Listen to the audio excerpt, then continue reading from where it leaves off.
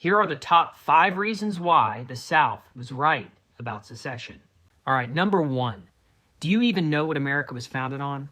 They seceded from England. They were called rebels and traitors by King George. And if you remember correctly, it all started with the famous Declaration of Independence written by Southern agrarian Thomas Jefferson. And this document states, "Governments are instituted among men, deriving their just powers from the consent of the governed, that whenever any form of government becomes destructive of these ends, it is the right of the people to alter or abolish it." Number 2, I believe state sovereignty was an assumed right before entering the Union.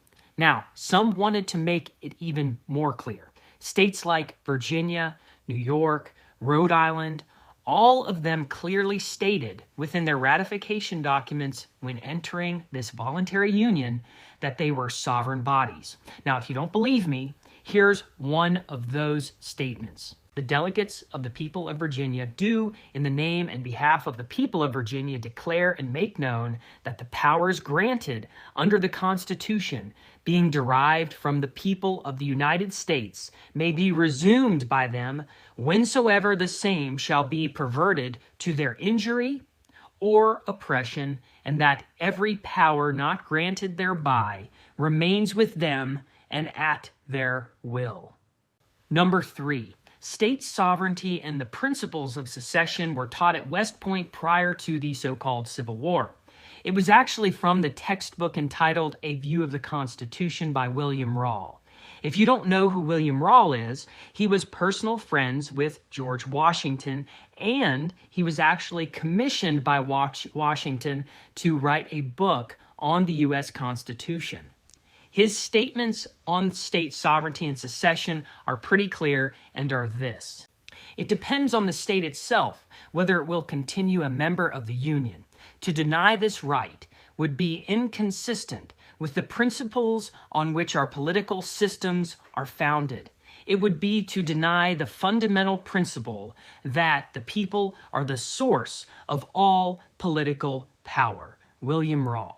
Number 4, a perpetual and permanent union was not spoken of within the U.S. Constitution. Therefore, the 10th Amendment is pretty clear.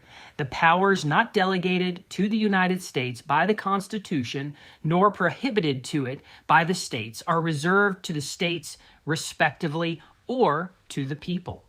And lastly, number 5, to set the precedent even stronger, New England itself threatened secession on multiple occasions in the early 1800s. Now, if you don't believe me, you can look these facts up for yourself. The first occurred in 1803 in the opposition to the Louisiana Purchase.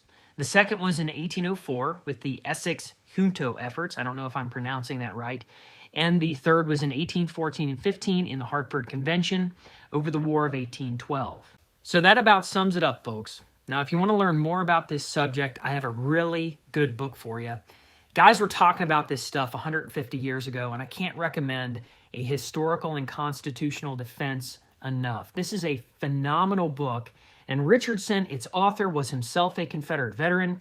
He was very well versed in law. He was a lawyer himself, and he was a constitutionalist. This is a beautiful book to have.